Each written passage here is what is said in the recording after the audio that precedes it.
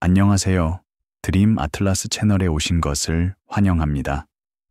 오늘 밤 우리는 일상의 경계를 넘어 공간과 시간이 천천히 휘어지기 시작하는 조용한 세계로 떠납니다. 오늘의 이야기는 아인슈타인의 상대성 이론입니다. 빛의 리듬을 따라 천천히 그리고 부드럽게 풀어가는 시간입니다. 이번 여정에서 우리는 시계의 일정한 초침 소리와 지도 위에 고정된 선을 잠시 뒤로 합니다. 대신 속도가 시간을 늘리고 중력이 별의 궤도를 구부리는 우주 속을 천천히 걸어갑니다. 한 세기 전 한 젊은 물리학자가 고요한 방 안에서 이런 생각을 시작했습니다. 시간과 거리가 따로 존재하지 않는다는 것, 그리고 빛이 모든 관찰자를 하나의 움직임의 직물로 연결하고 있다는 것을요. 이 이야기를 따라가며 우리는 생각과 관찰 사이를 오가게 됩니다.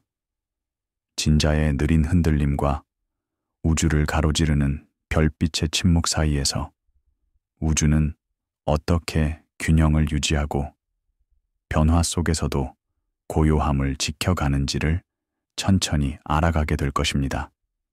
그러니 편히 앉아 복잡한 수식들이 그림처럼 부드럽게 흘러가도록 두세요.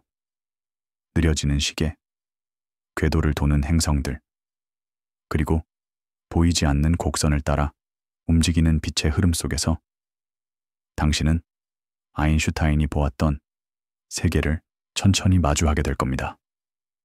모든 것이, 심지어 시간조차 하나의 조용한 연속선 속에서 함께 움직이고 있다는 사실을요.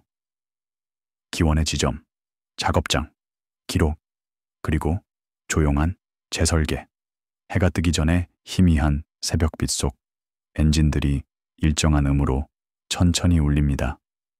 바닥은 바퀴와 군화 자국으로 눌려 평평해졌고 고인 무릉덩이에는 하늘이 아닌 강철의 색이 비칩니다. 한때 항공기 경납고로 쓰이던 커다란 창고 안에는 캐나다산 램 전차 람탱크들이 줄지어 서 있습니다. 차체 앞에는 하얀 분필로 적힌 숫자가 보입니다. 빠르게 움직이는 손으로 쓴 듯 단순하고 기능적입니다. 건물 안에서는 용접불이 벽에 반짝이며 퍼지고 기술자들은 차분하게 포탑을 분리합니다. 양중기와 체인을 이용해 포탑을 들어 올리고 그 자리에 강철판을 덧대 용접합니다. 바닥에는 기름이 흘러 만든 어두운 원들이 겹겹이 그려져 있습니다.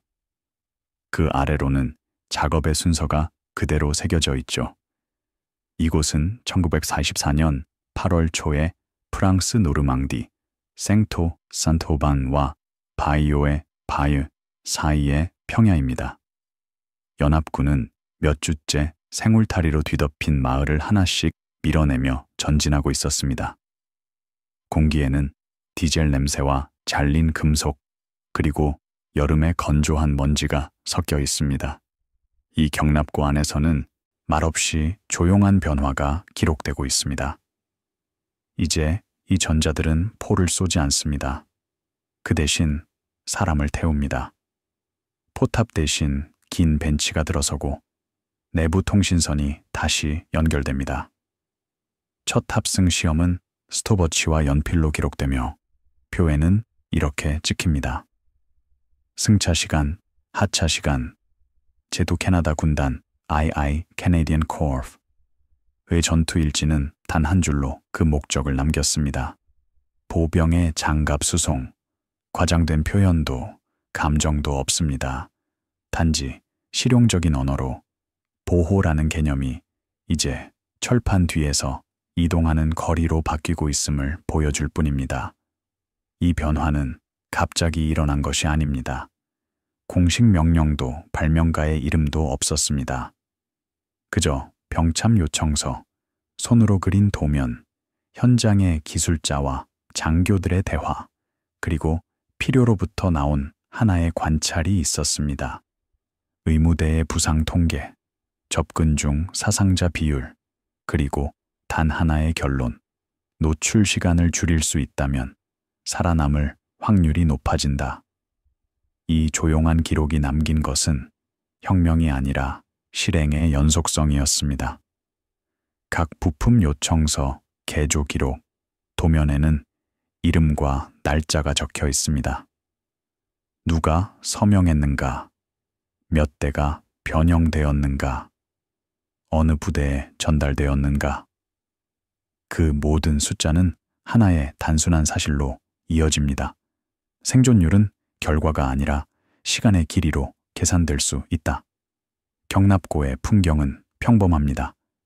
콘크리트 바닥, 높은 천장, 낡은 작업대, 바렌 라벨이 붙은 부품 상자. 이 램 전차들은 이미 구식이었지만 새로운 역할을 맡게 되었습니다. 포탑을 제거한 차체는 더 이상 전투 차량이 아니라 보병의 방패가 되었습니다. 기술자들은 익숙한 손놀림으로 철판을 덧대고 틈새를 메우며 내부를 정리합니다. 모든 절차는 꼼꼼히 기록됩니다. 작업 일지에는 차체 번호, 포탑 분리, 시작 시간, 용접 소요 시간, 부품 교체 내역이 적혀 있습니다. 어떤 기록에는 포탑링 표면 녹발생, 또 어떤 기록에는 왼쪽 스폰슨 용접 균열 발견, 재연마 완료. 이것이 바로 전쟁 속의 실제 노동의 언어입니다. 화려하지 않지만 가장 정확한 역사입니다. 8월 7일 첫 실험이 시작됩니다. 근처 보병 중대가 장갑채 오릅니다. 병사들은 완전 무장을 하고 배낭과 총을 든 채 차례로 올라탑니다. 안은 어둡고 좁습니다. 통풍구 사이로 기름 냄새와 새 페인트 냄새가 섞여 나옵니다. 처음 탑승에는 90초가 걸렸습니다. 너무 느렸죠. 하지만 반복할수록 시간은 줄었습니다.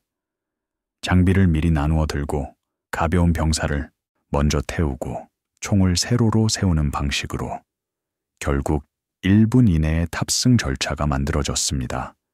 한 병사가 작은 수첩에 이렇게 적습니다. 가벼운 병사 앞으로, 배낭 뒤로, 총기 수직 유지. 단순하지만 전쟁의 리듬을 바꾸는 한 줄의 기록이 있습니다. 밤이 되자 첫 실전 배치 명령이 떨어졌습니다.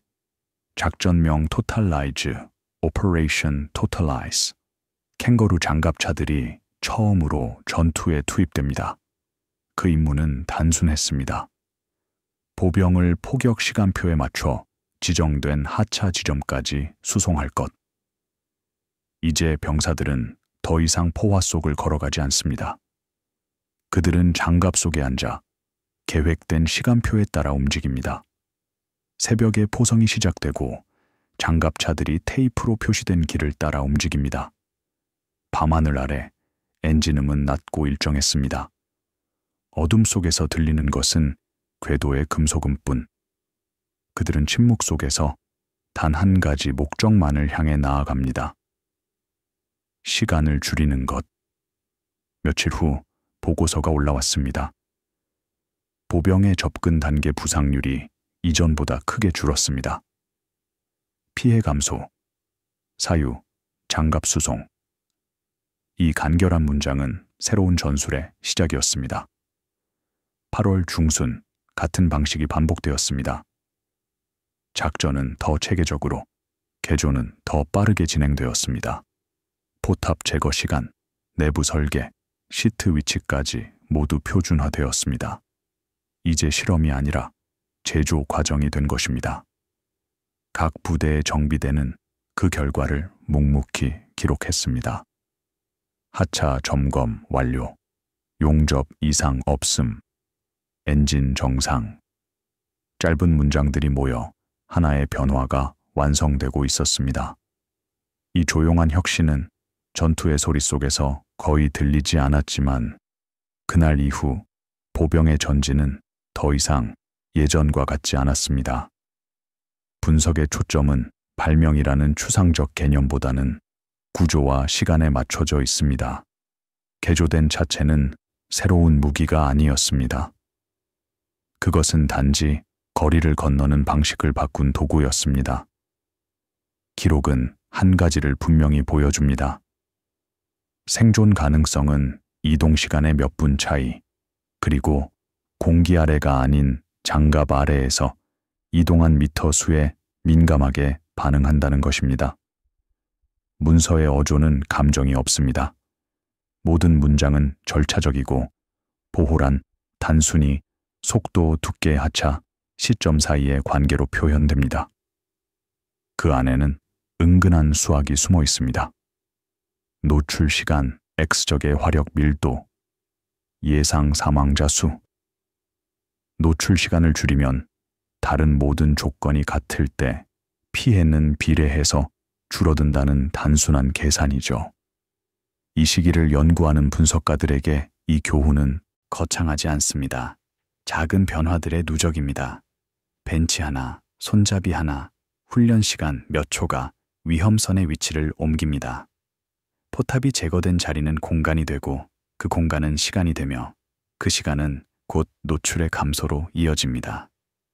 이것은 한 번의 도약이 아니라 수많은 관찰 속에서 서서히 다듬어진 조정이었습니다. 사람을 죽이는 것이 무엇이고 사람을 살리는 것이 무엇인지를 직접 눈으로 보고 깨달은 결과였습니다. 새로운 재료나 혁명적인 설계가 아니라 기존 장비의 재해석으로 만들어낸 해답이었습니다. 조용한 경납고 안에서 하나의 내부 공간이 전투의 형태를 바꾸었습니다. 탄약을 실었던 공간이 이제는 사람을 실었습니다. 총이 돌던 포탑의 고리는 이제 용접으로 막힌 안전구역이 되었습니다. 모든 변화는 작았고 모든 변화는 신중했습니다. 하지만 그 조용한 변화들이 쌓이며 새로운 가능성이 태어났습니다. 승리를 위한 가능성이 아니라 가장 위험한 구간을 견디며 살아남을 가능성. 8월 10일 작업 일지에 칸들이 안정되었습니다. 연료량, 예비 부품, 좌석 배열, 모든 항목이 일정하게 정리되어 있었습니다. 이제 시험은 끝났고 표준이 되었습니다. 개조된 차량은 실제 작전에서도 충분히 작동 가능한 것으로 입증되었습니다. 다음 단계는 생산 규모를 확대하고 절차를 정교하게 더듬으며 이 장갑 수송차를 전술교리에 더 깊이 통합하는 것이었습니다. 이제 이야기는 노르망디 작전의 야간 테이프 경로로 이어집니다. 차량들이 실전에서 접근 시간을 어떻게 바뀌었는지, 그 변화가 어떻게 기록되었는지를 따라가게 됩니다.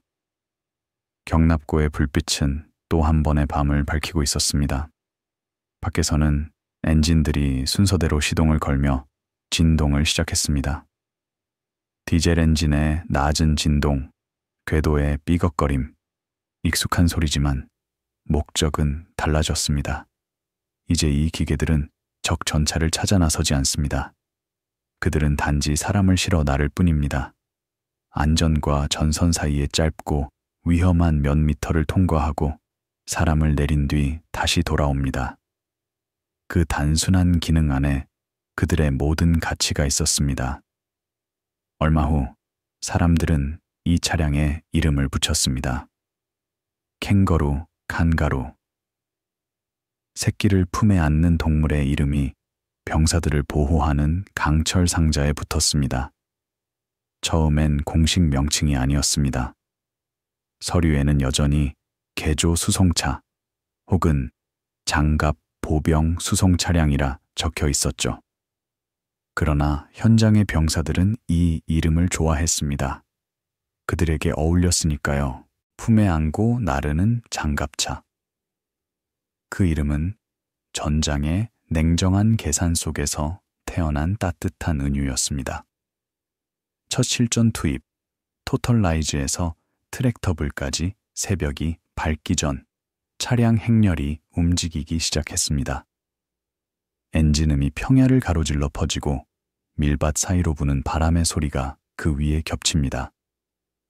1934년 8월 8일 노르망디 남쪽의 평지.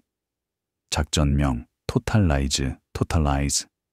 목표는 팔레즈, 파레이스로 향하는 도로를 따라 자리 잡은 독일군의 방어선을 돌파하는 것이었습니다. 이날의 공격은 철저히 계산된 하나인 시간의 전투였습니다. 포병은 분 단위로 정해진 좌표를 향해 사격하고 폭격기는 공격 1분 전에 목표를 덮쳤습니다. 장갑차들은 그 모든 화력 뒤를 따라 보병을 정확한 시점에 내려놓아야 했습니다. 한 대의 차마다 10명 남짓의 병사들이 탑승했습니다. 총기, 탄약, 공포, 그리고 결심이 함께 실려 있었습니다. 차량 내부는 어둡고 숨막혔습니다. 뒷문은 파편을 막기 위해 닫혀 있었고 작은 관찰창을 통해서만 외부의 빛이 희미하게 들어왔습니다. 안은 페인트 냄새와 금속, 그리고 사람의 천으로 가득했습니다. 엔진 소리는 벽을 타고 울려 대화를 거의 불가능하게 만들었습니다. 병사들은 어깨를 맞대고 손으로 철판을 짚은 채 그저 진동을 견디며 조용히 기다렸습니다. 밖에서는 포성이 계속됐습니다.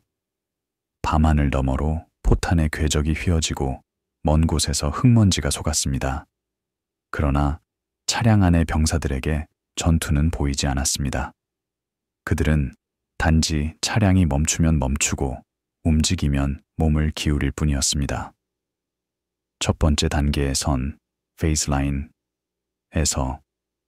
차량들이 멈추고 뒷문이 열렸습니다.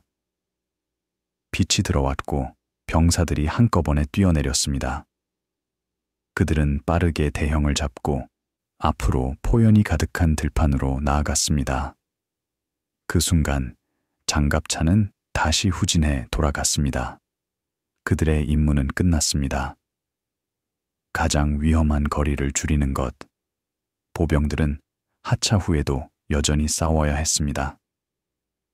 탄환은 여전히 날아들었고 집 하나를 확보하는 데에도 피가 필요했습니다. 하지만 이번에는 그곳에 도착할 수 있는 병사들의 수가 달랐습니다. 지쳐 쓰러지는 대신 그들은 제 시간에 도착했고 탄약을 충분히 남겨두고 있었습니다. 의무대 보고서는 조용히 기록했습니다. 접근 단계 부상자 수, 이전 대비 40% 감소. 숫자는 작아 보일지 모르지만 그 뒤에는 수십 명의 생존자가 있었습니다. 며칠 뒤 작전 요약서가 작성되었습니다. 장갑 수송, 접근 노출 시간, 감소, 추가, 개조 요청. 그 문장에 승리의 언어가 없습니다. 단지 기능이 증명된 도구에 대한 평가뿐이었습니다. 8월 중순, 후속작전 트랙터블이 시작되었습니다. 이제 차량의 수는 늘었고 절차는 정밀해졌습니다. 병사들은 탑승과 하차를 반복 훈련했습니다. 서로의 움직임이 자연스럽게 이어질 때까지, 시간이 1초라도 단축될 때까지 이번 작전은 낮에 진행되었습니다. 전날 밤의 혼란을 피하기 위해 포병은 짙은 연막을 깔아 차량의 움직임을 감췄습니다. 가시거리는 불과 몇 미터. 차량들은 나침반과 줄테이프에 의지해 움직였습니다. 어떤 차량은 방향을 잃었고 어떤 차량은 너무 빨리 나아가 포병 지원선 앞에 노출되기도 했습니다. 전쟁의 계획과 현실 사이에는 늘 그 작은 간극이 있었습니다. 그럼에도 불구하고 패턴은 명확했습니다. 노출이 줄면 생존이 늘어난다. 보병은 이제 열려있는 들판을 더 짧은 시간 안에 더 많은 수로 건넜습니다. 그 차이는 작지만 전장의 결과를 바꾸기에 충분했습니다. 이 차량들이 완벽한 것은 아니었습니다. 88mm 대전차포, 판처파우스트, 지뢰 모두 그들을 파괴할 수 있었습니다. 그래서 지휘관들은 언제나 균형을 고민했습니다. 속도를 얻기 위해 얼마나 위험을 감수할 것인가? 보호를 위해 어디까지 나아갈 것인가? 그러나 그 모든 고민 위에 하나의 결과가 남았습니다. 보병의 생존율이 높아졌다. 그리고 그것은 전쟁의 본질을 바꾸는 가장 조용한 진정이었습니다. 정비소의 기록은 점점 산업화된 리듬을 보입니다. 포를 제거하고, 판을 덧대고, 시트를 달고, 출입구를 점검합니다. 한 대 한 대의 차체가 다시 태어납니다. 어떤 정비병은 문 근처의 바닥을 보강하면 균열이 줄어든다는 것을 발견했고, 그 작은 조언이 다른 작업장으로 전해졌습니다. 현장의 지식은 그렇게 흘러다녔습니다. 이제 영국의 제79 기갑사단이 관심을 보였고, 미군도 그들의 방식을 참고하기 시작했습니다. 보고서와 구두보고, 그리고 단순한 관찰을 통해 아이디어는 퍼져나갔습니다. 한 나라의 실험이 연합의 표준이 되어가고 있었습니다. 연구팀들은 더 세밀한 분석을 시도했습니다. 언제 부상을 입었는가, 어디서 입었는가, 어떤 행동 중이었는가. 기록은 완벽하지 않았지만 패턴은 드러났습니다. 노출 시간을 줄이면 살아남는다. 이 단순한 진실이 수치로 확인되었습니다. 이제 장갑차는 단순한 수송수단이 아니었습니다. 부상자 후송, 탄약 운반, 기만 작전, 병참 이동. 그 쓰임은 점점 넓어졌습니다. 강철 상자는 단지 병사를 태우는 공간이 아니라 전쟁의 리듬을 조정하는 도구가 되었습니다. 8월 말 팔레즈 포위망이 닫히고 있었습니다. 독일군은 후퇴했고 연합군은 북쪽으로 밀고 올라갔습니다. 그 속에서 장갑차들은 끊임없이 움직였습니다. 보병을 실어 나르고 다리를 확보하고 도망치는 적의 길목을 막았습니다. 이제 그들은 단순히 보호의 상징이 아니라 속도의 도구가 되었습니다. 보병이 전차의 속도로 이동할 수 있게 되었을 때 전쟁의 균형은 달라졌습니다. 걸어서 나아가던 발걸음이 궤도 위에서 달리기 시작했습니다. 그 몇 분, 몇 킬로미터의 차이가 전선의 흐름을 바꿨습니다. 그리고 그 모든 시작은 1944년 여름의 한 조용한 경납고 안에서 비롯되었습니다. 포탑을 제거한 차체 한 대, 분필로 적힌 숫자 하나, 그리고 그 위에 앉은 몇 명의 병사들. 그들은 그날 이후로 전쟁을 바꿨습니다. 소리 없이, 그러나 확실하게. 이 시기부터 차량들은 조금씩 마모의 흔적을 드러내기 시작했습니다. 대대적인 정비 없이 수백 시간씩 가동된 엔진은 피곤함을 누적했고 고속 주행이 이어지며 변속기에는 장호장이 생겼습니다. 궤도는 점점 얇아져 파손이 더 작아졌고 정비의 부담은 눈에 띄게 커졌습니다. 전선 정비소는 전투 손상과 기계적 고장을 동시에 따라잡기 벅찼고 일부 수송차는 후방 정비창으로 보내져 재건을 받았으며 다른 차량들은 남은 차량을 살리기 위해 부품 공여용으로 분해되었습니다. 소모는 적의 공격 때문만이 아니었습니다. 설계 수명을 넘어 무리하게 쓰인 장비가 겪는 피할 수 없는 기계적 피로가 있었습니다. 승무원들 역시 마모되었습니다. 전방 격실에 홀로 앉은 운전수는 낯선 길을 오래도록 탐색하며 호송등을 따라가고 장애물을 피해가야 했습니다. 뒷칸에 탄 보병들은 반복되는 진동과 소음, 그리고 차체 내부의 답답한 밀폐감을 견뎌야 했습니다. 피로는 차곡차곡 쌓았습니다. 철판에 부딪혀 생긴 멍, 어색한 자세로 오래 앉아 생긴 근육통, 소음과 매연 탓의 두통 같은 작은 부상들이 만성적인 증상으로 변해갔습니다. 의무장교들은 이 반복되는 양상을 조용히 기록했습니다. 한 번의 탑승은 충분히 견딜만 했지만 그것이 며칠, 몇 주로 이어지면 결국 몸에 부담이 된다는 사실을요. 그래서 휴식 순환이 중요해졌고 승무원과 탑승 보병을 번갈아 쉬게 하며 회복할 시간을 마련했습니다. 그럼에도 차량에 대한 요청은 더 작아졌고 더 많은 부대에 배정되었으며 더 많은 작전에 투입되었습니다. 수요는 언제나 공급을 앞질렀습니다. 현장 개조와 정비 생산은 작전의 요구 속도를 따라잡지 못했습니다. 어떤 보병 대대는 한두 번의 결정적 작전에만 차량을 받아 사용한 뒤 곧 다른 부대에 돌려주어야 했습니다. 배부는 치밀한 계획과 우선순위의 문제로 바뀌었고 군단 참모들은 연료와 탄약, 보충 인원과 마찬가지로 수송차의 가용 현황을 꼼꼼히 추적했습니다. 이 차량들은 현대 전쟁의 보급 구조 속에 완전히 편입되어 공세를 지속하기 위한 복잡한 계산표의 한 줄을 차지하는 존재가 되었습니다. 9월 초가 되자 캐나다 부대 둘은 파리를 지나 벨기에를 향해 깊숙이 진출했습니다. 차량들도 그 흐름을 따라 움직였습니다. 작전 환경은 계속 변했습니다. 마을은 더 커졌고 도로망은 더 촘촘해졌으며 어떤 곳에서는 저항이 조직적으로 강화되는가 하면 다른 곳에서는 거의 사라지기도 했습니다.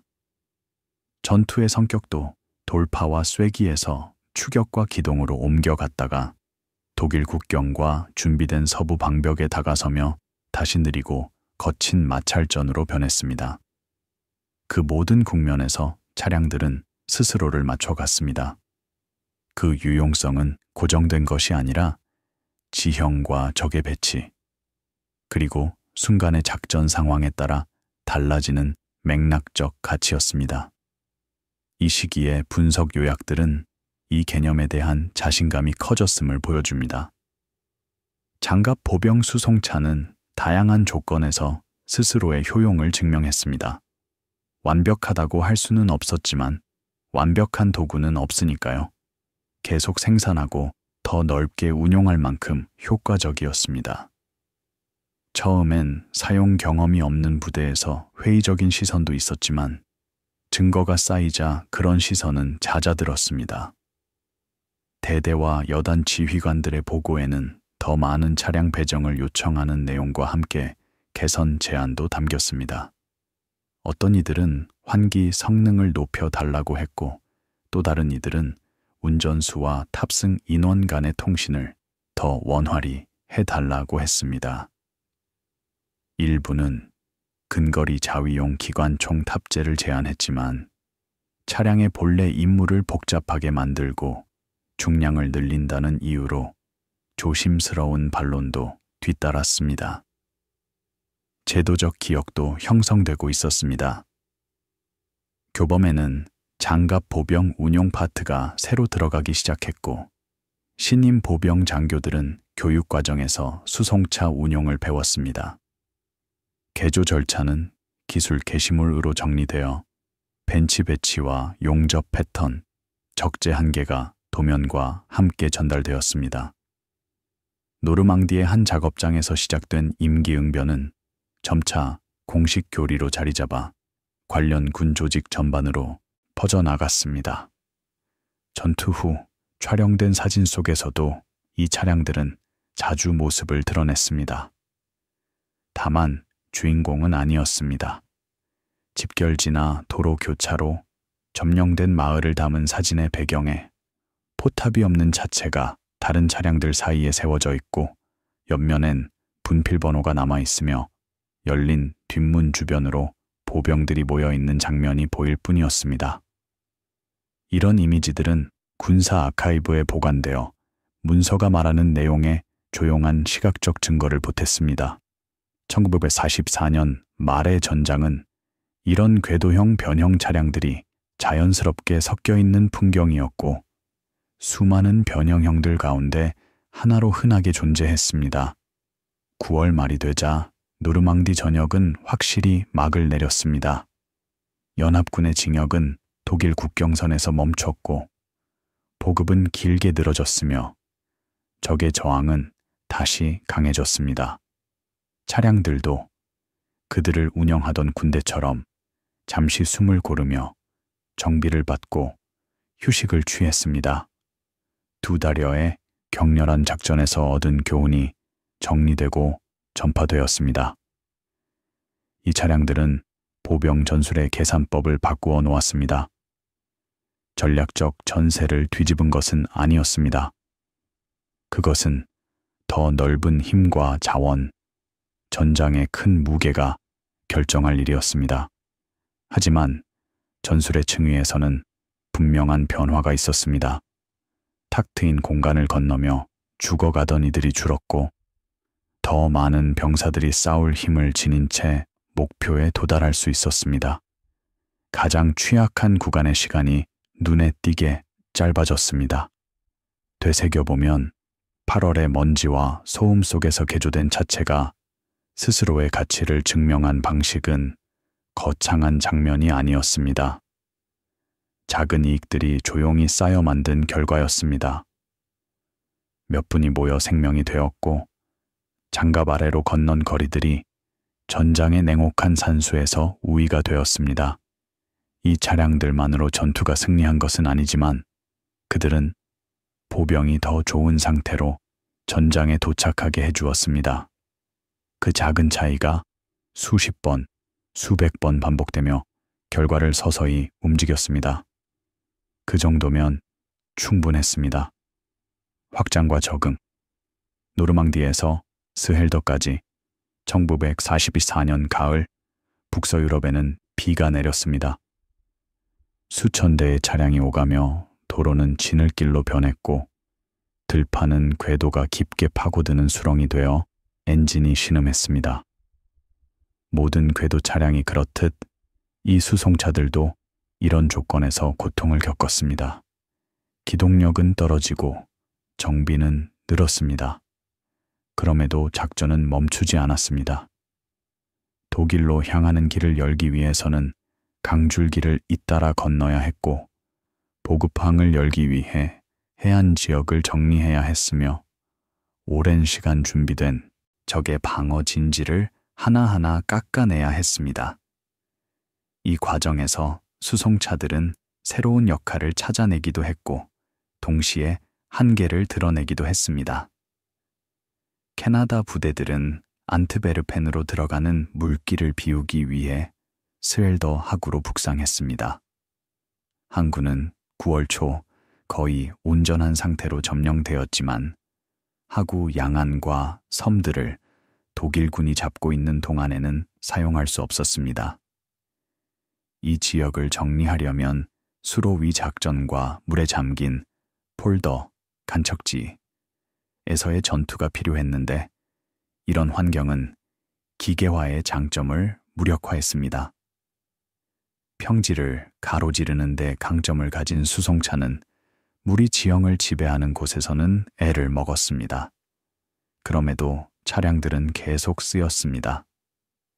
공병들은 제방을 보강하고 임시 도로를 만들며 차량이 지나갈 수 있는 좁은 길을 마련했습니다. 수송차들은 그 길을 따라 움직였지만 측면에서 날아드는 사격에 노출되었고 길 밖의 부드러운 지반으로는 벗어나기 어려웠습니다. 전술적 상황은 답답했습니다. 전진은 예측 가능한 경로로만 가능했고 독일군의 방어선은 그 길 위에 정확히 맞춰졌으며 포병은 차량이 지나갈 가능성이 높은 지점을 미리 조준해 두었습니다. 장갑은 어느 정도의 보호를 제공했지만 이런 제한된 지형에서 태생적인 위험을 완전히 없어지는 못했습니다. 러폴트 운하 부근의 한 기록에서 수송차들은 직사 화력 아래 병력을 하차 지점까지 실어 나르다 피해를 입었습니다. 도로는 둔덕처럼 높게 솟은 단 한 줄기였고 차량 2대가 겨우 스칠 만큼의 폭이었습니다.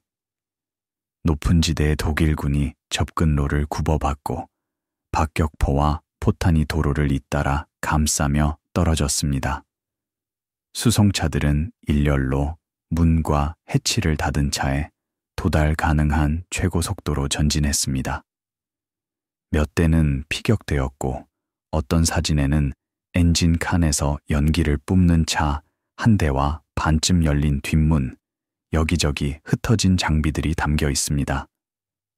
사진은 희생을 보여주지 않지만 그날의 의무보고는 그것을 조용히 확인합니다.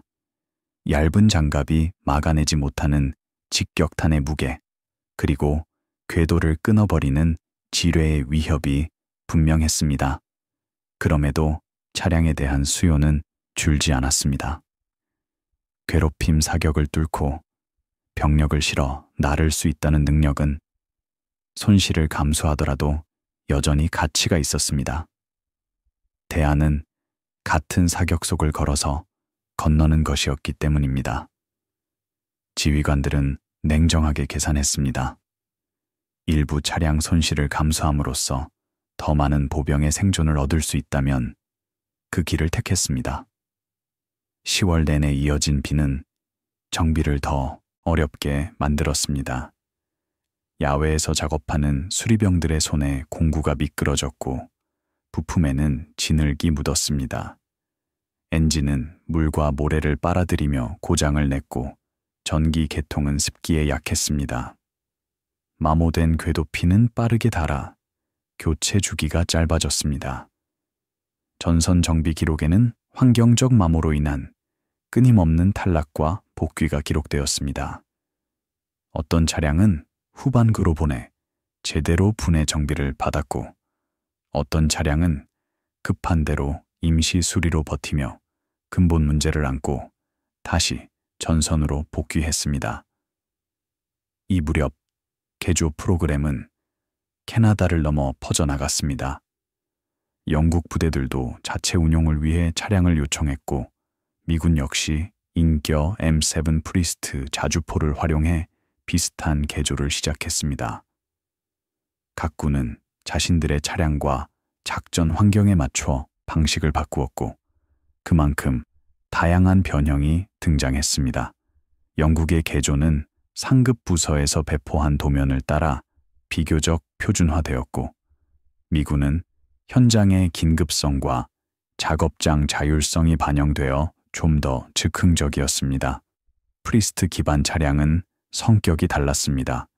차체가 커 내부 공간이 넉넉히 최대 12명까지 태울 수 있었지만 더 무겁고 기계적으로 복잡했습니다. 포탑 제거는 오픈톱 구조 덕분에 쉬웠으나 차체 높이가 커져 실루엣이 커졌고 적의 시야에 더 잘 들어왔습니다. 이런 차이는 전술적으로 의미가 있었습니다. 프리스트 기반 차량은 수송량이 중요한 임무에 적합했지만 낮은 자세가 필요한 상황에는 불리했습니다. 제도 학습은 속도를 냈습니다.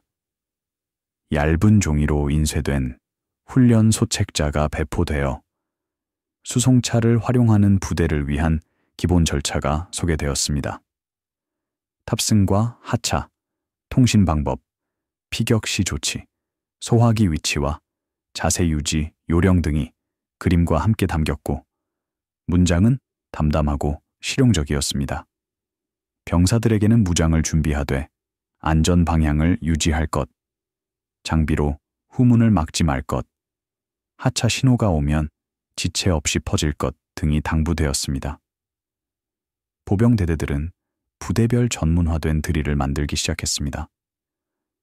어떤 부대는 탑승 순서를 고정해 시간을 최소화했고 어떤 부대는 사격을 가정한 하차 훈련을 반복해 내리는 즉시 넓게 퍼지는 동작을 몸에 익혔습니다. 이런 훈련은 부대 문화가 되었고 경험 많은 병사에서 새로운 병사로 반복 속에 더 다듬어졌습니다. 처음에는 낯설었던 차량이 이제는 예상 가능한 동반자가 되었습니다. 어떻게 움직이고 어떤 소리를 내며 한 번의 여정이 얼마나 걸리는지 모두 알게 되었습니다. 스웰더 작전은 11월 초 바레런 섬의 정리로 마무리되었습니다. 물에 잠긴 지형에서 집요한 적을 상대한 매우 거친 전투였습니다. 그 과정에서 수송차는 원래 의도와는 다르게 쓰이기도 했습니다. 어떤 때에는 장갑을 이용해 탄약과 식량을 위험 구역까지 실어 나르는 보급 차량의 역할을 했고, 또 어떤 때에는 의무 인원을 태워 부상자 후송을 도왔습니다. 스헬더 이후 캐나다군은 라인란트로 이동해 라인강을 향한 넓은 공세에 합류했습니다. 지형은 다시 달라졌습니다. 물은 줄었지만 숲과 작은 마을, 구릉이 늘어났습니다. 수송차는 이런 환경에도 맞춰야 했습니다. 숲에서는 나무 사이에 좁은 길이 많아 궤도 차량이 통과하기 어려웠고, 도로 이동은 매복에 취약했습니다. 절박해진 독일군은 매복 전술을 더 자주 사용했고, 도로 분기점 근처에서 판처파우스트 대원이 선두 차량을 노려 열을 막은 뒤 집중 사격으로 나머지를 공격했습니다. 이에 따라 운용 방식도 진화했습니다. 정찰의 중요성이 커졌기, 차량 투입 전 경로를 면밀히 살렸습니다. 전차나 유니버설 캐리어가 호위하며 미리 매복을 찾아 누르려 했고, 이동 시간도 조정해 낮 대신 여명과 황혼에 움직이며 관측 노출을 줄였습니다. 변화는 언제나 작은 단위로 이루어졌고, 그 작은 대가를 치르며 쌓여갔습니다. 12월에는 아르덴 대공세가 연합군의 계획을 흔들었습니다. 수송차와 그를 운용하던 부대들도 급히 재배치되어 돌파를 막는 임무를 맡았습니다. 전선은 빠르게 뒤집혔고 고립된 거점이 생겨났으며 도로 요충지를 지키기 위한 절박한 전투가 이어졌습니다. 수송차는 예비대를 신속히 투입하는 데 쓰였고, 공백을 메우기 위해 병력을 빠르게 운반했습니다. 겨울은 또 다른 난관이었습니다. 눈과 얼음은 도로를 미끄럽게 만들었고, 차량은 미끄러지고 충돌하며 갇히기도 했습니다. 한파는 사람과 기계 모두를 느리게 했고, 엔진은 예열 없이는 시동이 어려웠습니다. 차 안의 병사들은 난방 없는 철제 상자 속에서 몸을 떨며 목적지에 도착했습니다. 그럼에도 수송차는 제 역할을 했습니다. 상황이 요구한 민첩한 기동성을 제공했고, 부대들은 하루가 아니라 몇 시간 만에 다른 전선으로 옮겨질 수 있었습니다. 독일 공세가 멈추고 되밀리기 시작하자 차량들은 곧바로 방역에 투입되어 후퇴하는 적을 추격하는 보병을 앞으로 실어 날랐습니다. 노르망디에서 확립된 리듬, 빠른 돌파, 하차 후 교전, 다시 탑승해 전진, 이 눈 덮인 숲에서도 반복되었습니다. 1945년 1월, 전선은 복구되었고 독일 본토로의 새로운 공세가 준비되었습니다. 수송차는 여전히 계획의 핵심이었습니다.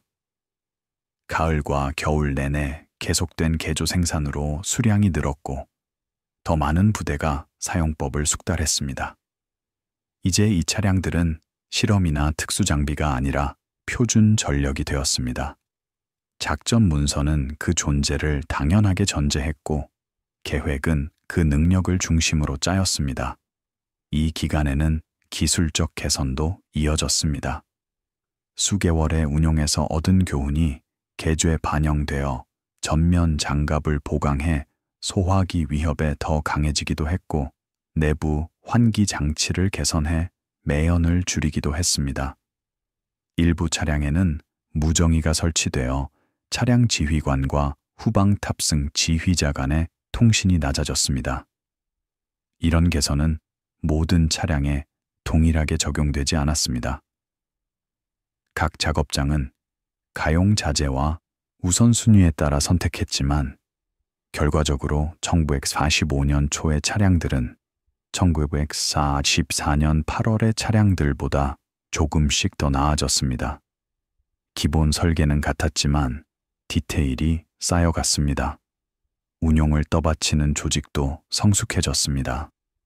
많은 수의 수송차를 가진 부대에는 전담 정비 소대가 배치되어 전차 등 다른 장비와 분리된 독립 정비 체계를 갖추었습니다. 예비 부품은 전방에 비축되어 차량의 장기 정지를 줄였고, 운전수 교육은 포탑이 없는 차체의 특성을 반영해 정식 과목으로 구성되었습니다. 무게 배분이 달라져 조향과 제동 감각이 다른 점을 집중적으로 다루었습니다. 같은 시기의 정보 보고서는 독일군이 연합군의 수송차 전술에 적응해 가고 있음을 보여줍니다. 독일군은 보병이 목표까지 접근하는 속도를 계산에 넣기 시작했고, 하차 지점이 될 법한 위치에 대전차 화기를 배치했으며, 수송차가 이용할 가능성이 높은 경로에는 포병을 미리 사격 조정해 두었습니다.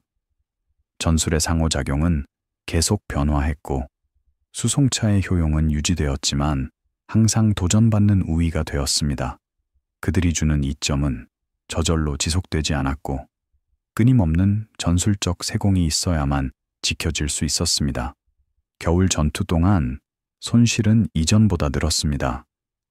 싸움이 더 거세졌고 독일군의 방어 전술은 더 정교해졌으며 몇 달 동안 쉼 없이 굴러온 차량들의 누적 마모가 한계에 다다랐기 때문이었습니다. 어떤 차량은 궤도를 3번째, 4번째로 교체했고 엔진은 설계 수명을 훌쩍 넘어섰습니다. 기계적 고장은 늘었고 정비 부담은 실제 운용을 제약하는 요인이 되었습니다. 문서상 배정된 차량 수의 일부만이 현실적으로 운용 가능한 경우도 생겼습니다. 대응은 분명했습니다. 마모된 차량은 후방종합 정비소로 본의 전면 재생을 받았고, 북미에서 도착한 전차 차체를 새로 개조해 전선에 보충했습니다. 이렇게 해서 하나의 순환이 만들어졌습니다. 강하게 쓰고 닳으면 내려서 다시 고쳐 돌아오는 흐름. 방식이 세련되었다고 할 수는 없지만 그 체계는 작동했습니다. 긴급한 수요를 충당할 만큼의 차량은 언제나 유지되었고, 여유가 없을 때도 있었지만 전선은 굴러갔습니다. 현장에서의 작은 개조는 계속 나타났습니다. 어떤 부대는 긴 이동의 불편을 줄이기 위해 나무 벤치에 패딩을 덧대었고, 다른 부대는 뒷문에 간단한 방수 캔버스 덮개를 달아 비바람을 맞으면서도 신속한 개폐가 가능하도록 했습니다. 또 다른 부대는 집결지의 혼잡 속에서도 자신들의 차량을 쉽게 알아볼 수 있도록 눈에 띄는 표식을 칠했습니다. 이런 변화들은 상급 지휘부의 공식 승인과는 거리가 있었지만 차량의 본래 임무를 해치지 않으면서 실제 기능을 향상시켰다는 이유로 넉넉히 용인되었습니다. 수송차는 비전투 임무에도 쓰였습니다. 전선에서 물러나 교대하는 동안 부대는 이 차량으로 휴양지와 전선 사이의 인원을 실어 날랐습니다. 화물 트럭이 부족하거나 장갑 없는 차량으로 다니기엔 너무 위험한 경로에서는 보급품을 싣고 움직였습니다.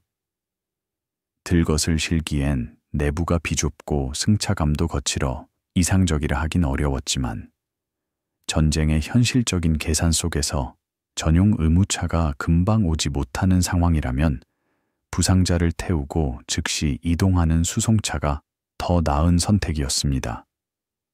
1945년 3월에 이르러 연합군은 독일 본토를 향한 최종 공세 태세를 갖추었습니다. 라인강은 여러 지점에서 건너졌고 공업지대인 루르 지역은 포위망에 들어가고 있었습니다.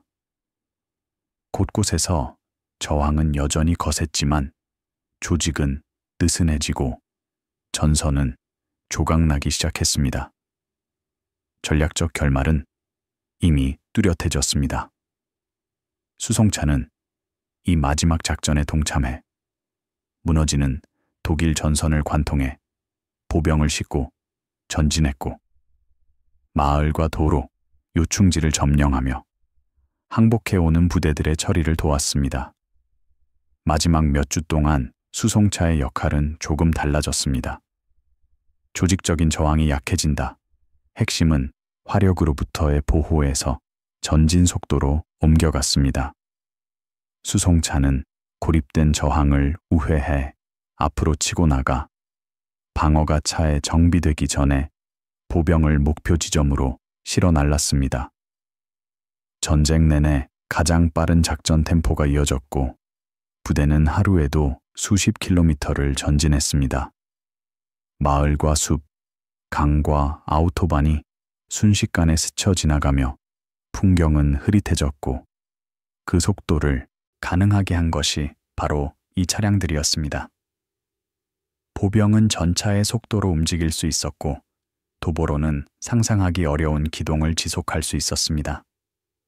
그럼에도 이러한 급속한 징역과 붕괴의 시기에도 위험은 남아 있었습니다. 특히 SS와 정치적으로 중요한 지역을 지키던 부대는 때때로 놀랄 만큼 완강하게 싸웠습니다. 도로 봉쇄, 매복, 막판 방역이 이어졌고 수송차는 여전히 적의 사격과 지뢰, 기계적 고장으로 손실을 겪었습니다. 종전은 가까웠지만 아직 도달하지 않았습니다. 방심은 금물이었고 전술적 규율은 끝까지 중요했습니다. 이렇듯 1944년 가을부터 1945년 봄까지 수송차는 즉흥적 개조물에서 표준 장비로 자리 잡았습니다. 극적인 전환점이 있던 것은 아니지만 수많은 작전과 보고, 훈련과 생산이 축적되며 조직의 체질이 바뀌었습니다. 이 차량은 더 이상 평가의 대상이 아니라 당연히 쓰이는 도구가 되었고 작전 문서에는 설명 없이 그 능력이 전제되었습니다. 기계화 보병 운용의 한 축으로 자연스럽게 스며든 것입니다. 되돌아보면 진흙과 눈, 강과 숲을 건너며 수송차는 충분히 적응력을 보여주었습니다. 완벽한 기계는 아니었지만 그런 것은 세상에 없으니까요. 충분히 유용한 기계였습니다. 그 가치는 기술의 화려함이 아니라 오랜 과제를 단순하고 실용적인 방식으로 풀어냈다는 데 있었습니다. 보병을 위험 구간을 지나 움직이게 하는 방법. 완벽한 해답은 없었지만 수송차는 충분히 현실적인 해법을 내놓았습니다. 작전 경험이 천천히 쌓이면서 임시방편이던 개조는 지속되는 관행으로 변했습니다. 전쟁의 끝과 제도적 기억 1945년 4월 독일의 저항은 마침내 무너졌습니다. 서부의 연합군은 서쪽에서 깊숙이 진군했고 소련군은 동쪽에서 다가왔습니다. 유럽 전쟁이 몇 주 안에 끝날이라는 전망이 분명해졌지만 전투는 때때로 거세게 이어졌습니다. 포위된 독일 부대는 명령 때문이기도 선택지가 없었기 때문이기도 해서 계속 싸웠습니다. 수송차는 이 마지막 작전에서도 우회되어 남은 거점을 정리하고 대규모 항복을 처리하며 새로 확보한 지역의 점령 임무에 참여했습니다. 중반의 혼란 속에서 기록은 드문드문해졌습니다. 부대는 너무 빨리 움직였고 전투 후 보고서는 간 약해지거나 뒤늦게 알려졌습니다. 이전 작전에서 보이던 단계별 사상 통계, 시간 기록, 정비 내역 같은 세밀한 자료들은 요약으로 대체되었습니다. 그럼에도 수송차의 발자취를 따라가기엔 충분한 기록이 남았습니다. 일일 상황 보고, 항복 장면을 담은 사진들, 연료 배분과 차량 가동 현황 같은 평범한 보급 문서 속에도 그들은 자리하고 있었습니다. 4월의 운용은 점차 점령 임무로 옮겨갔습니다. 조직적 저항이 붕괴하면서 수송차는 전투 없이 개방되거나 항복한 도시와 마을로 보병을 태워 들여보냈습니다. 실어 나르는 대상도 달라졌습니다. 완전 무장 병력 대신 민사 담당자나 통역 혹은 피난민 구호 물자가 타기도 했습니다. 장갑은 이제 준비된 방어선의 포화가 아니라 간헐적인 저격이나 잔존 분자의 공격으로부터 사람들을 지키는 역할을 했습니다. 1945년 5월 8일, 독일은 무조건 항복을 선언했습니다. 유럽의 전쟁이 끝났습니다. 수송차 역시 그들을 모는 군대처럼 전투 임무에서 물러났습니다. 엔진이 멈추고 무기는 닦여 보관되었으며 사람들은 길고 긴 전쟁의 압박에서 풀려나 누적된 피로와 긴장을 천천히 정리하기 시작했습니다. 차량들은 모터파크에 줄지어 서서 앞으로의 처분을 조용히 기다렸습니다. 전후 곧바로 우선순위가 바뀌었습니다. 독일 점령에는 병력이 필요했지만 전투와 같은 규모나 편성은 아니었습니다. 부대는 재편되고 감축되었으며 전출과 해산을 준비했습니다. 특정한 전쟁 양상을 위해 만들어진 수송차의 미래는 불확실했습니다. 일부는 치안이 불안한 지역에서 병력을 옮기는 데 유용해 계속 쓰였고, 다른 차량들은 보관소에 길게 세워진 채 처분 결정을 기다렸습니다. 그 무렵 작업장 기록에는 다른 종류의 일이 남았습니다. 전투 손상 수리 대신 보존 정비가 주를 이뤘습니다. 오일과 냉각수를 비우고 노출된 금속에 방청제를 바르며 개구부를 밀봉해 날씨를 막았습니다. 즉시 재투입을 위한 준비가 아니라 장기간 보관을 위한 손질이었습니다. 쉬지 않고 돌아가던 조직의 추진력은 이제 정지와 보존을 향해 방향을 들었습니다. 군의 관료 조직은 미래 교리를 결정할 문서화와 분석을 시작했습니다. 작년의 운용 데이터를 모으고 사상 통계를 확정하며 전투 후 보고를 취합해 정리했습니다. 수송차라는 장비 범주는 공식 평가의 대상이 되었고, 전후 편제에 남길지 앞으로의 설계를 어떻게 개선할지 검토하는 위원회가 꾸려졌습니다. 평가의 결론은 대체로 긍정적이도에 절제되어 있었습니다. 수송차는 1943, 1945년 유럽 전장이라는 특정 맥락에서 분명한 가치를 보였습니다.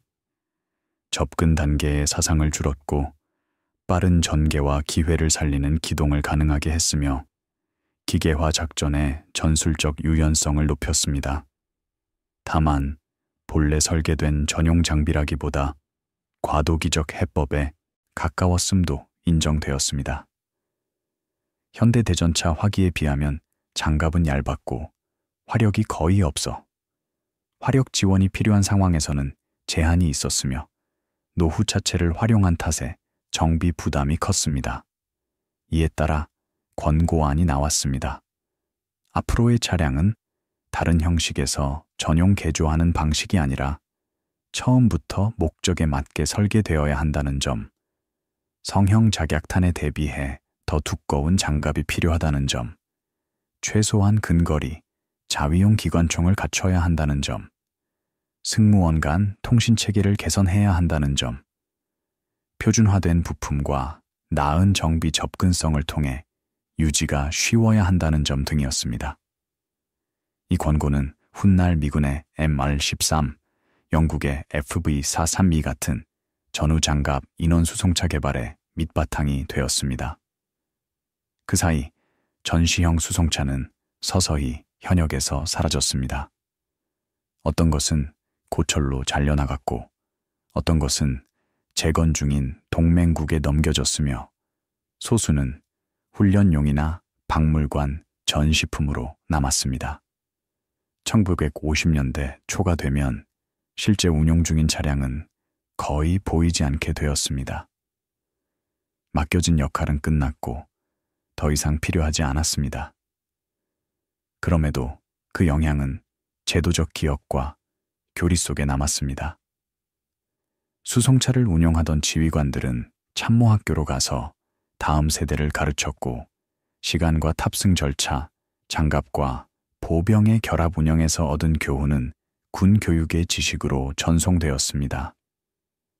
1940년대 말과 1950년대에 쓰인 교범에는 기계화 보병 전술의 사례로 수송차 운용이 소개되었습니다. 차량 자체는 사라졌지만 그들이 상징했던 개념은 계속 살아있었습니다. 서북유럽 전역을 다룬 역사서에서 수송차는 종종 짧게 언급되거나 아예 생략됩니다. 전차나 전투기처럼 화려한 무기는 아니었고 단번에 전세를 바꾸는 결정적 무기도 아니었습니다. 그들의 기여는 점진적이었고 드라마틱한 표현으로 담아내기 어려웠습니다. 그러나 그 차량을 탔던 병사들에게 그 가치는 분명했습니다. 보병 돌격에서 가장 위험한 접근 구간을 줄여주었고 생명을 지켰습니다. 그 사실이면 충분했습니다. 전쟁의 사진 기록에도 수송차는 여러 모습으로 남아 있습니다. 지휘소 근처에 세워진 차량이 장군들의 회의를 찍은 사진 구석에 비쳐 있고 전진을 기록하던 신호대 카메라가 도로 위를 흐르는 수송차 대열을 담아두었습니다. 영국의 훈련장에서 보병이 차량에서 내리는 순간을 찍은 사진은 훗날 규범에 살리기도 했습니다. 여기저기 흩어진 사진들은 이 차량들이 얼마나 흔했는지를 보여줍니다. 그들은 그저 기계화 전장의 배경을 이루는 일부였습니다. 수십 년 후 기록된 참전 군인의 회괴에서도 수송차의 기억은 반복됩니다. 크게 울리는 소리, 답답한 밀폐감, 거친 승차감, 그리고 하차할 때의 안도감. 어떤 이는 피격된 순간을, 어떤 이는 토탈라이즈 작전의 긴 밤을, 어떤 이는 고장으로 걸어가야 했던 일을 떠올립니다. 이 개인의 기억은 문서 기록에 온기를 더해주며 숫자와 보고서 뒤에 사람이 있었다는 사실을 일깨워줍니다. 수송차의 기술 교범은 세세한 재원과 정비 절차를 담고 있습니다. 건조한 문체로 엔진 형식, 변속비, 장갑 두께, 적재 중량, 연료 소모를 기록하고 폭발도 그림으로 부품의 결합을 보여주며 모든 교체 부품의 번호와 수리의 단계별 절차를 정리했습니다. 이런 문서는 차량을 운용 가능한 상태로 유지하기 위한 기관의 지식 기반이자 정비병과 운전수를 위한 실용서였습니다. 수송차는 또한 각 부대의 공식 역사에도 등장합니다. 전후 발간된 연대사는 특정 작전에서 수송차가 어떤 역할을 했는지 간단히 적어두었고 이를 통해 캐나다와 영국의 거의 모든 보병 대대가 어느 시점에는 차량을 이용했음을 확인할 수 있습니다. 미군은 상대적으로 덜 썼지만 역시 일부 작전에서 운용했습니다. 전쟁 중과 전후에 수행된 운용 연구는 가장 세밀한 분석을 제공합니다. 작전 유형, 지형, 적의 강도, 결과에 따라 수송차 운용을 나누어 변수를 최대한 분리하고 효과 크기를 재료했습니다. 당시로서는 상당히 정교한 통계 기법을 사용해 교란 요인을 통제했고 결론은 조심스러웠지만 분명했습니다. 수송차는 특정 상황에서 사상을 줄였으나 그 폭은 맥락에 따라 달라졌습니다.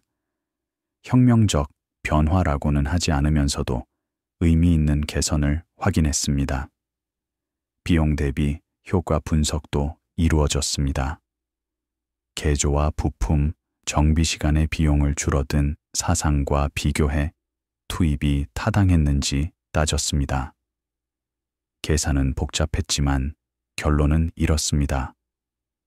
대안, 더 많은 사상과 비교하면 수송차는 비용 대비 효과적이었고, 장기적으로는 처음부터 목적형으로 설계된 차량이 더 나은 가치를 제공하리라는 전망이었습니다.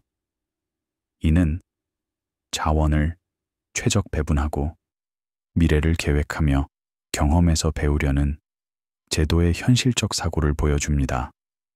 1950년대 초 한국전쟁은 장갑 인원 수송차에 대한 관심을 다시 불러일으켰습니다. 산악이 많은 한반도의 전장은 유럽과 달랐지만 이동 중 보병을 보호한다는 기본 원칙은 여전히 유효했습니다. 미군은 가용 장비를 개조해 수송차를 운용했고, 지형과 전술의 제약 속의 성과는 엇갈렸지만 개념은 이어졌습니다. 1950년대에 등장한 전용 APC들은 전시 권고안이 구현된 결과였습니다. 1960년의 모습을 드러낸 M13 같은 차량은 1944년에 즉흥적 개조에서 얻은 교훈을 품고 태어났습니다. 더 나은 장갑과 도하 능력, 개선된 승무 공간을 갖추고 처음부터 병력 수송을 위해 설계되었습니다. 전시 개조형보다 훨씬 능력이 뛰어났지만 위험 구간을 건너 보병을 옮긴다는 같은 요구에서 태어났습니다. 따라서 1945년의 수송차는 군사사에서 분명한 자리를 차지합니다. 그들은 보호 없는 보병과 20세기 후반의 기계화 보병 사이를 잇는 과도기적 차량이었고, 최적 기술이 준비되기 전에 개념의 가치를 먼저 증명했습니다. 임시로 만들어졌지만 충분히 효과적이었고, 더 나은 해법의 개발을 정당화했습니다. 그런 의미에서 그들은 일시적이었기에 성공적이었습니다. 개념을 입증했고 스스로의 퇴장을 준비했습니다. 제도적 기억은 선택적입니다. 군 조직은 유용한 것을 기억하고 그렇지 않은 것은 있습니다. 수송차는 이동 중 보병을 보호한다는 원칙, 기계화 작전의 교리 속에 기억됩니다. 하지만 램과 프리스트의 개조 차체, 작업장의 용접 자국, 차체 옆면의 분필 번호 같은 구체는 집단 기억에서 흐려졌습니다. 전문가와 사가, 참전 용사에게는 익숙하지만 더 넓은 조직에는 기계화라는 큰 이야기 속에 녹아들었습니다. 그럼에도 그들이 남긴 핵심 교훈은 여전히 유효합니다. 안전과 위험 사이에 짧은 간극, 사격을 받으며 건너는 벌판, 접근 단계의 취약성. 전쟁은 여전히 이런 문제를 안고 있습니다. 오늘날의 해법은 더 정교합니다. 헬리콥터로의 상륙, 원거리 정밀 타격으로의 제압, 진보한 장갑과 능동 방호 체계. 하지만 도전의 본질은 같습니다. 1944년의 수송차는 그 시대의 기술과 환경이 허락한 하나의 답이었고, 그 답을 이해하는 일은 지금의 문제를 이해하는 데도 도움이 됩니다.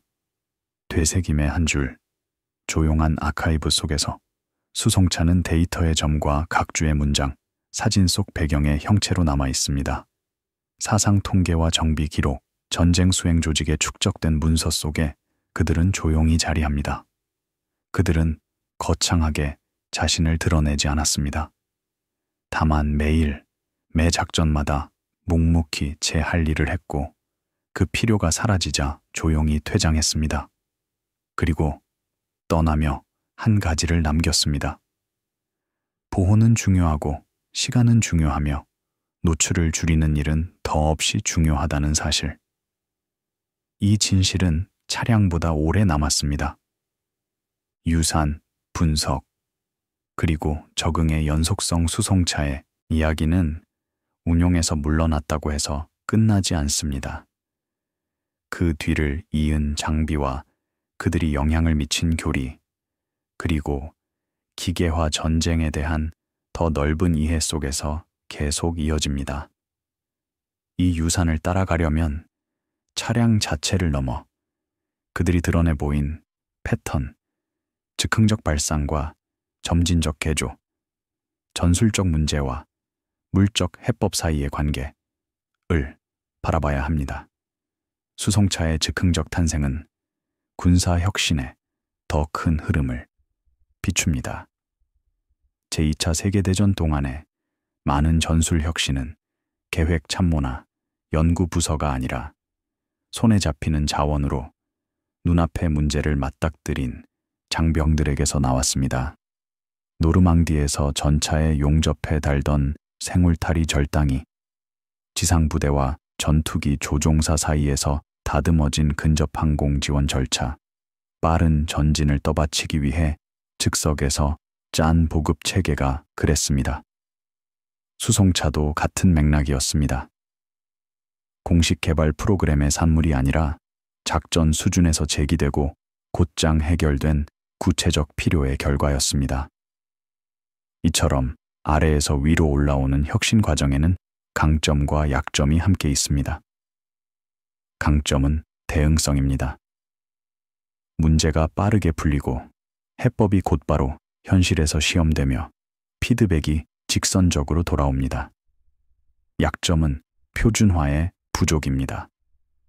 부대나 작업장마다 조금씩 다른 해법을 만들면서 보급과 훈련에 혼선을 낳을 수 있습니다. 제도적 과제는 성공한 혁신을 포착해 표준화하고 널리 퍼뜨릴 때 그 혁신을 가능하게 했던 유연성은 잃지 않는 일입니다. 현장 개조에서 공식 교리로 자리 잡기까지 수송차가 걸어간 길은 바로 이 과제를 보여줍니다. 2차 대전 동안 가장 잘 적응한 군대는 전술 경험과 제도적 대응을 엮어내는 효과적인 피드백 고리를 유지한 곳이었습니다. 캐나다와 영국군은 수송차로 그 역량을 증명했습니다. 최초의 개조는 긴급한 작전 필요에 밀려 작업장에서 시작되었고, 곧 상급 지휘부가 관찰하고 평가해 타당성을 확인했습니다. 검증이 끝나자 개념은 확산되었고, 생산은 확대되었으며 훈련은 체계화되었습니다. 즉흥에서 제도로 이어지는 이 순환은 몇 주 만에 이루어졌고, 조직으로서는 놀라운 반응 속도였습니다. 이런 민첩성은 몇 가지 요소에 의존했습니다. 주도성을 허용하고 장려하는 지휘 문화, 아래에서 위로도 정보가 흐르게 하는 통신 체계, 효과적인 혁신과 그렇지 않은 것을 가려내는 평가 메커니즘, 검증된 해법에 자원을 탄력적으로 재배분할 수 있는 체계. 이런 조직적 특성은 기술적 요인만큼이나 혁신의 성패를 좌우했습니다. 수송차는 또한 전술과 작전술의 관계를 잘 보여줍니다. 전술 차원에서 수송차는 사격 속을 지나 보병을 이동시키는 구체적 문제를 풀었습니다. 작전 차원에서는 작전 템포를 바꾸었습니다. 보병이 전차의 속도를 따라가며 빠른 기회를 붙잡고 추격할 수 있게 되었기 때문입니다. 이런 작전급 효과는 처음부터 분명했던 것이 아니라 경험이 쌓이며 지휘관들이 수송차를 더 넓은 작전 구상 속에 녹여 넣는 법을 배우면서 서서히 드러났습니다. 전술적 능력과 작전적 가능성의 관계는 종종 직접적이라기보다 간접적이고 점진적으로 나타납니다. 오늘날 군사사상은 이 관계를 재병협동이나 시스템 오브 시스템즈 같은 이름으로 다룹니다. 핵심 통찰은 효과는 개별 전력이 아니라 그 결합에서 나온다는 점입니다. 수송차는 포병 제압, 전차 지원, 정찰이 함께할 때 가장 강했습니다. 홀로 쓰이면 장점이 줄었습니다. 이런 상호 의존성은 현대전의 특징이며 2차 대전 동안 이미 뚜렷해지고 있었습니다. 수송차는 통합된 재병협동으로 나아가는 흐름에 기여했습니다. 2차 대전은 군사 문제의 전환기였습니다. 전통적인 보병 중심 전쟁은 기계화 전쟁으로 넘어가고 있었지만 그 전환은 불완전하고 고르지 않았습니다. 수송차는 그 사이에 경계 공간에 있었습니다. 보병의 이동을 기계화했지만 전투 자체는 여전히 하차해 보병이 수행했습니다.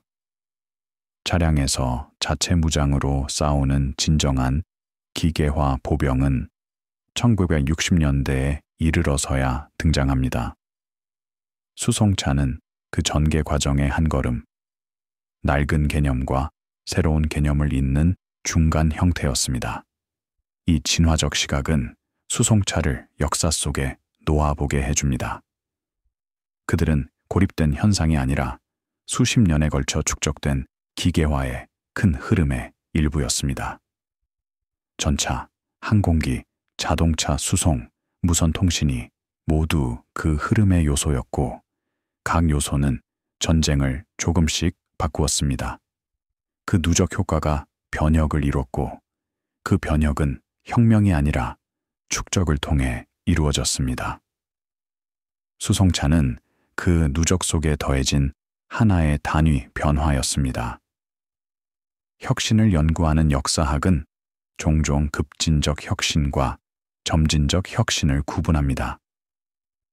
급진은 완전히 새로운 능력을 데려오고 점진은 기존 능력을 다듬고 높입니다. 수송차는 점진적이었습니다. 장갑 차량도 보병 수송도 이미 있었지만 기존 요소들을 새롭게 결합하고 반복 개선으로 성과를 키웠습니다. 장기적 변화는 큰 도약만이 아니라 무수한 작은 개선에서 비롯되는 경우가 많습니다. 또한 수송차는 군사 장비의 효과를 평가할 때 맥락이 얼마나 중요한지 보여줍니다. 같은 차량이라도 어떤 맥락에선 매우 효과적이고 다른 맥락에서 그렇지 않을 수 있습니다.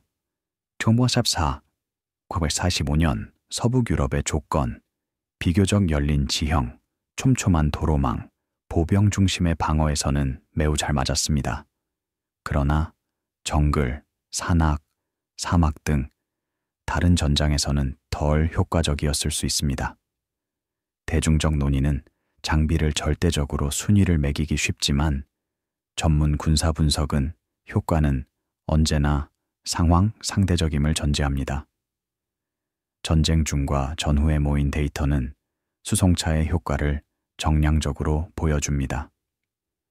비슷한 지형과 저항 속에서 도보 접근과 비교할 때 수송차를 쓴 접근 단계의 상처가 눈에 띄게 줄었습니다. 보통 20-30% 정도의 감소라는 소박하지만 일관된 수치가 여러 작전에서 반복되었습니다. 이 양적 증거는 지휘관과 장병들의 질적 평가, 수송차가 쓸만했다는 판단을 뒷받침합니다. 양적 질적 증거의 결합은 그 효용을 더욱 견고하게 지지합니다.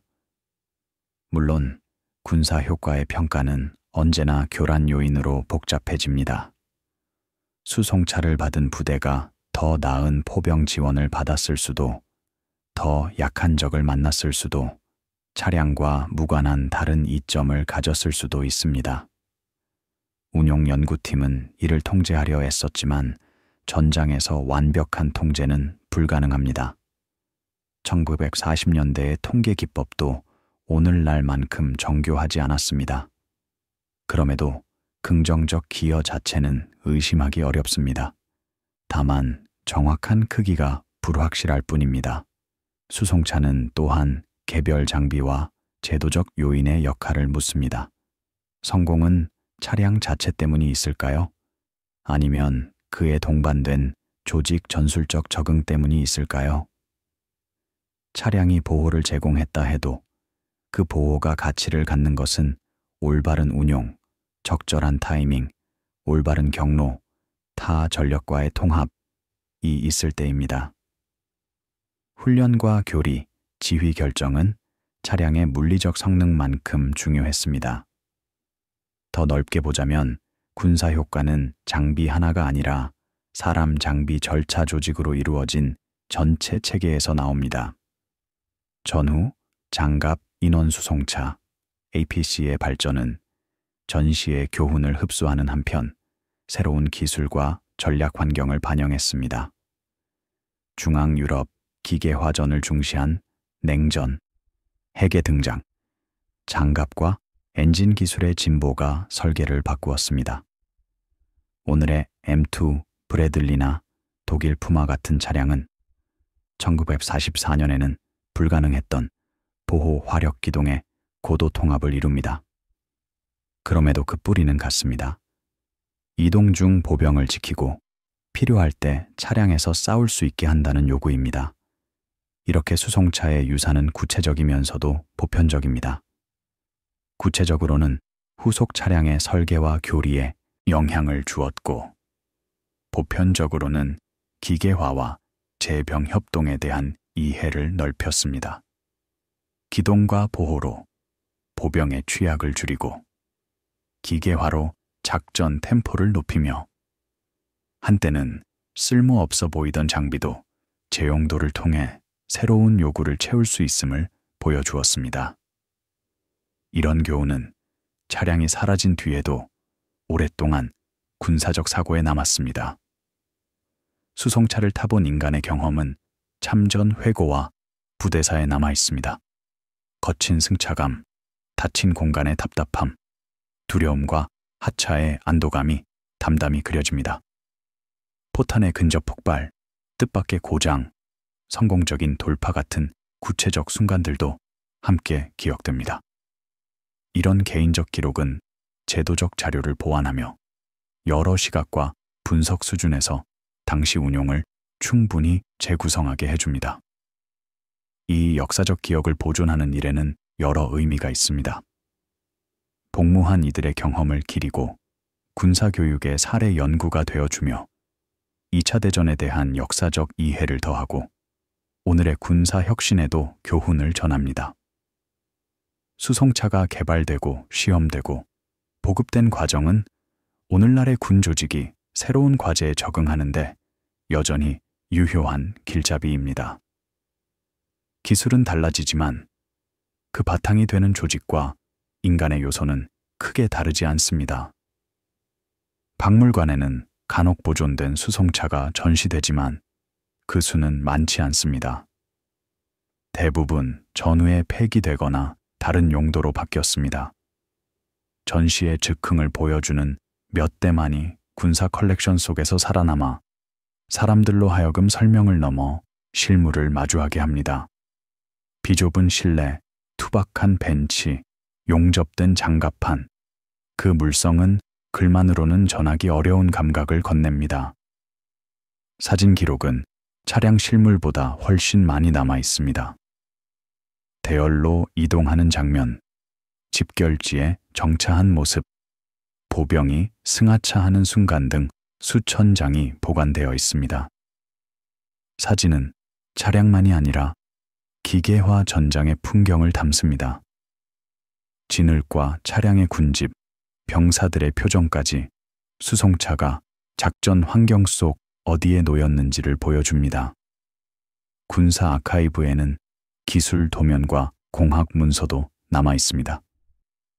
개조의 정확한 규격, 치수, 재료, 조립 절차가 기록되어 있고 축적된 기술 지식이 어떻게 이를 가능하게 했는지를 보여줍니다. 개념을 설명하기보다 실물을 돕기 위한 문서이지만 실제로 장비가 어떻게 만들어지고 유지되는지를 연구하는 이들에게는 매우 가치 있습니다. 공식 보고와 공문서는 수송차 개발과 운용을 둘러싼 의사결정 과정을 비춥니다. 참모간 메모, 부품 청구서, 전투 후 보고, 사상 요약은 군이 싸우는 조직인 동시에 관료, 조직임을 드러냅니다. 결정이 어떻게 내려지고 자원이 어떻게 배분되며 우선순위가 어떻게 정해지는지 전투와 행정 둘 다를 잘 다루는 것이 효과성의 핵심임을 보여줍니다. 개인 문서와 일기는 또 다른 시선을 제공합니다. 어떤 장병과 장교는 수송차 운용에 관한 자세한 기록을 남겼습니다. 공식 문서에 없는 관찰이나 생각이 담겨 있는 경우도 있습니다. 무엇을 보고 중요하게 여겼는지, 무엇을 느꼈는지가 담긴 이 기록들은 역사적 그림에 깊이와 결을 더합니다. 이 모든 자료, 공식 문서, 기술 기록, 사진, 개인 서술을 엮으면 수송차와 그 역할을 입체적으로 이해할 수 있습니다. 어떤 단일 자료도 충분하지 않지만 함께 놓으면 합리적인 확신을 갖고 사건을 재구성할 수 있습니다. 좋은 역사란 서로 다른 출처를 삼각 검증하여 일치와 개연성을 확인하는 작업임을 상기시켜 줍니다. 결국 수송차의 이야기는 적응에 관한 이야기입니다. 군 조직이 문제에 어떻게 반응하고 어떤 해법이 나타나며 혁신이 채택되거나 거부되는지, 이 경우 적응은 성공적이었습니다. 문제가 인식되고 해법이 만들어져 시험되며 다듬어진 뒤 퍼져나갔습니다. 지연과 실수, 빗나감도 있었지만 전체적인 흐름은 앞을 향해 있었습니다. 조직은 배우고 변했고 그 변화는 성과를 높였습니다. 이런 학습과 변화 능력은 군사 효과의 핵심 결정 요인입니다. 배울 수 있고 바뀔 수 있는 조직이 그렇지 못한 조직보다 성공할 가능성이 큽니다. 수송차는 여러 층위에서의 적응을 보여줍니다. 장병 개인은 승하차 절차를 익히고 작업장은 개조 공정을 다듬었으며 지휘관은 작전 속에 차량을 녹여 넣었고 제도는 교리와 훈련을 갱신했습니다. 이런 적응은 동시에 서로를 북돋움 일어났습니다. 이 이야기는 또한 적응의 한계도 일깨웁니다. 수송차가 해결한 문제는 부분적이었습니다. 가까운 거리의 전투에서 보병은 여전히 취약했고 차량 자체의 취약도 있었습니다. 자원은 한정되어 모든 부대가 차량을 배치받을 수는 없었습니다. 적응은 상황을 개선했지만 완전한 해결은 아니었습니다. 현실은 늘 그렇습니다. 해법은 부분적이고 개선은 점진적이며 문제는 제거되는 대신 관리됩니다. 이 한계를 인식하는 것은 기대를 현실적으로 유지하는 데 중요합니다. 1945년 이후의 궤적은 더 높은 능력으로 이어졌습니다. 더 나은 방호, 자체 화력, 향상된 기동, 더 큰 정교함으로 발전했습니다. 수십 년에 걸친 기술과 전략의 진화가 이 흐름을 밀었습니다. 오늘의 보병 전투차는 이 발전의 정점으로 1944년의 램 개조형과는 거리가 멉니다. 그러나 계보는 분명합니다. 현대의 차량은 전시의 임시 해법에서 출발했습니다. 역사학자들은 2차 대전이 마지막 전통전이었는지 첫 현대전이었는지를 논합니다. 수송차는 그것이 둘 다였음을 시사합니다. 작전 맥락은 전통적이었습니다. 거대한 군대, 영토 목표, 정면 충돌. 그러나 장비와 전술은 점점 더 현대적 성격, 기계화, 통합, 재병협동을 띄었습니다. 수송차는 이 전환의 한가운데 있었고 전통적 보병 작전에 뿌리를 두면서도 기계화 전쟁의 미래를 향해 있었습니다. 더 큰 교훈은 군사 문제는 끊임없이 진화한다는 점입니다. 모든 것이 한 번에 바뀌는 분기점은 드뭅니다. 언제나 이전의 것을 딛고 다음의 것이 쌓입니다. 수송차는 긴 연쇄 속의 한 걸음이었습니다. 그 연쇄가 어디에서 왔고 어디로 갔는지를 이해하는 일은 과거와 현재를 함께 이해하는 데 맥락을 제공합니다. 되새김의 한 줄. 끝내 수송차는 도구였습니다. 특정 상황에 특정 문제를 풀기 위해 만든 실용적이고 불완전하며 맥락에 의존하는 도구. 그들은 우아함이나 기발함이 아니라 충분함으로 성공했습니다. 필요한 만큼 충분했고 그걸로 좋겠습니다. 그렇게 좋겠기에 생명을 살리고 작전을 가능하게 했으며 전쟁의 최종 결과에 기여했습니다. 오늘 차량은 사라졌지만 그들이 남긴 이하에 보병은 보호될 수 있고 취약성은 줄일 수 있으며 위험한 거리는 더 안전하게 건널 수 있다는 통찰은 여전히 남아군의 움직임과 싸움, 사람과 기계의 관계를 생각하는 방식을 바꾸고 있습니다. 조용한 기록 보관소와 빛바랜 사진 속에서 수송차는 여전히 남아 있습니다. 필요와 역량이 만났던 순간의 증거로 장병과 작업장이 함께 과거와 미래를 잇는 다리를 놓았던 흔적으로 데이터는 고요히 누워 다시 들어줄 누군가를 기다립니다. 편안한 밤 되세요. 부드럽게 꿈꾸시길 바랍니다. 좋은 밤입니다.